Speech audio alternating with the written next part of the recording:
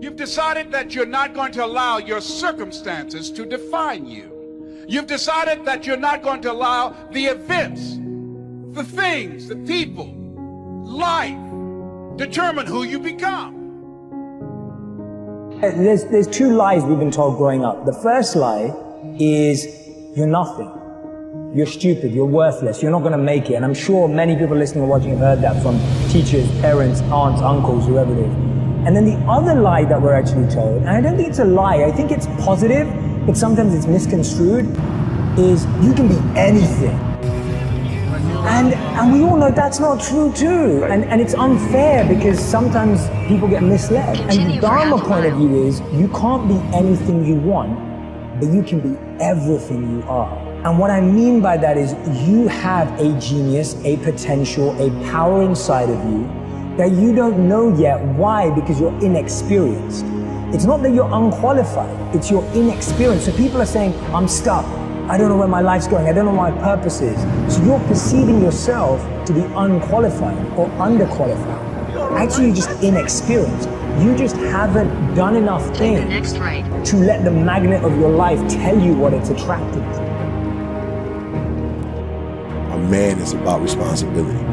And I think a man, a true man, knows he's the head but plays, the tail. Here's what I'm asking you to do. Walk away from the 97%. Don't use their vocabulary. Don't use their excuses. Don't go where they go. Don't do what they do. Don't talk like they talk.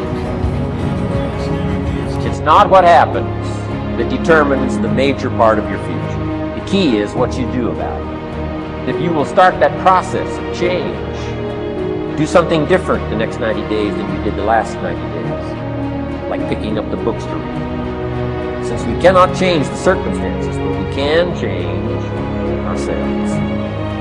What you have at the moment, you've attracted by the person you become. If you will change, everything will change for you. To have more, you simply have to become more. Start working on yourself, making these personal changes. It'll all change for you. You can be given the best opportunity in the world. And if you're not willing to work, nothing works. You want to get your work ethic so high that people actually admire you. I'm going to ask you a question right now. Do people know you because of your unbelievable work ethic? If you can't answer yes to that, man, you're not going to get in that top 10%. Dude, people need to know you for one major thing first. He works.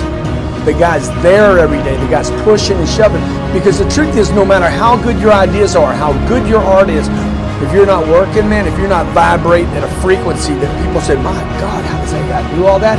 If you're not vibrating at that rate, tremendous work ethic that's just a muscle now, and it's just a discipline in your life, and it's a way. Look, if you're not working at that level, you're not going to make it. Get your work ethic in, man. It's the American way. Work ethic. And life gives us not what we want. Life gives us who we are. When you were born, you cried while the world rejoiced. Live your life in such a way that when you die, the world cries while you rejoice. So, now what else would help you to be attractive to the marketplace besides more than one skill and more than one languages?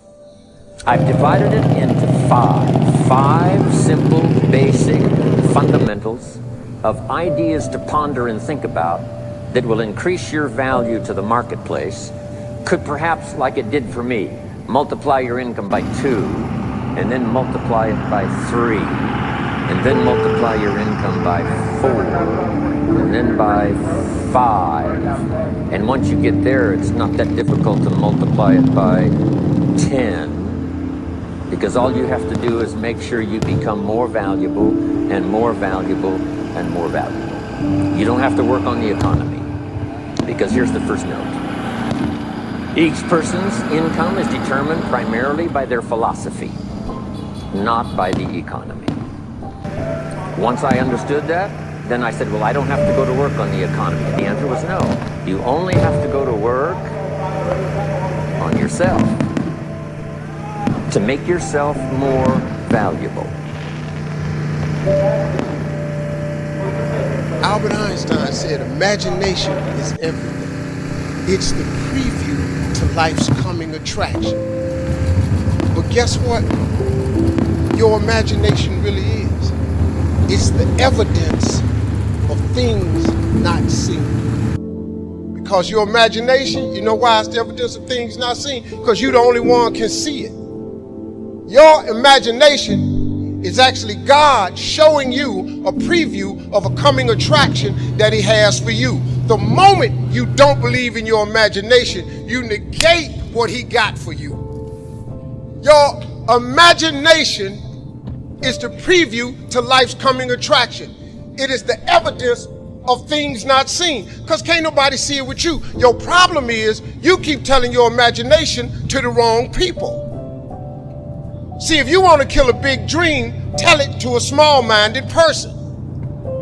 It's dead. How many times, man, have you had a tremendous idea? Something you thought was the one, and you went and told it to your loved ones and your so-called friends, and they shot it down. I mean, you was convinced that it was just